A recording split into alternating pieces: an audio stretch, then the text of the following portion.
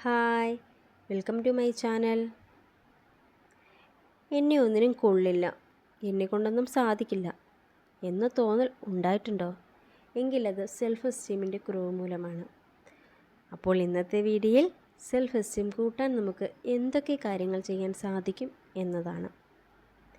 വീഡിയോയിലേക്ക് പോകും മുമ്പ് നിങ്ങൾ ആദ്യമായിട്ടാണ് ഈ ചാനൽ കാണുന്നതെങ്കിൽ ഒന്ന് സബ്സ്ക്രൈബ് ചെയ്യുക, ലൈക്ക് ചെയ്യാനും മറക്കില്ലല്ലോ.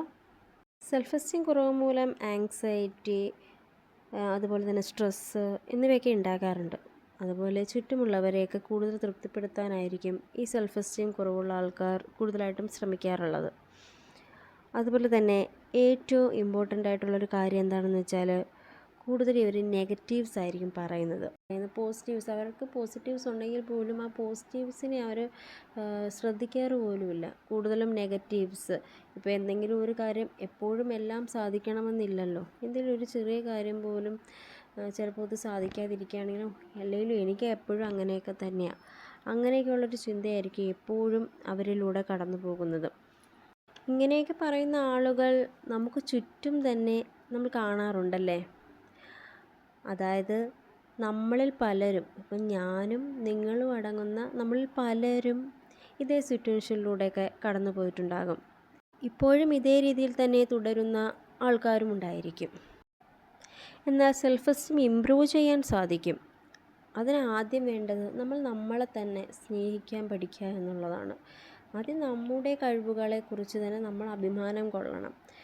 ചെറിയ ചെറിയ ഗോൾസൊക്കെ, എന്തായാലും ചെറിയ ചെറിയ ഗോൾസൊക്കെ അച്ചീവ് ചെയ്യാത്ത ആരും ഉണ്ടാവില്ല. കുഞ്ഞു കാര്യങ്ങളാണെങ്കിൽ പോലും, ഇപ്പോൾ ഒരാളെ റോഡ് ക്രോസ് ചെയ്യാൻ നമ്മൾ സഹായിക്കുന്നു, അയാളെ സേഫായിട്ട് എത്തിക്കുന്നുവെങ്കിൽ അത് നമ്മൾ ചെയ്ത് നല്ലൊരു കാര്യമല്ലേ.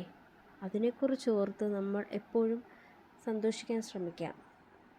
ഇങ്ങനെയുള്ള കുഞ്ഞു കുഞ്ഞു കാര്യങ്ങളിൽ തന്നെ ചെറിയ ചെറിയ ഗോൾസിനെ തന്നെ നമ്മൾ അച്ചീവ് ചെയ്ത് അതിൽ സന്തോഷം കണ്ടെത്താനുള്ള ഒരു ശ്രമം നടത്തുക.